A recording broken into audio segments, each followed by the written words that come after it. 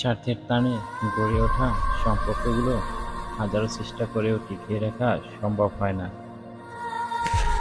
মানুষ যদি তার মনটাকে নিজের মতো করে সামলাতে পারতে, তাহলে পৃথিবীর কষ্ট নামক জিনিসটা কাউকে খুব বেশি কাঁদতে দিত না। ভালোবাসি এই কথাটি আমরা সবাই বলতে পারি, শুধু পারি না সেই ভালোবাসার মূল্যটুকু দিতে। কিছু কিছু উপহার থাকে যা হাজার হাজার টাকার থেকেও দামি হয়। অবহেলা পেয়ে বেঁচে থাকাটা মৃত্যুর চেয়েও বেশি কষ্টের হয়।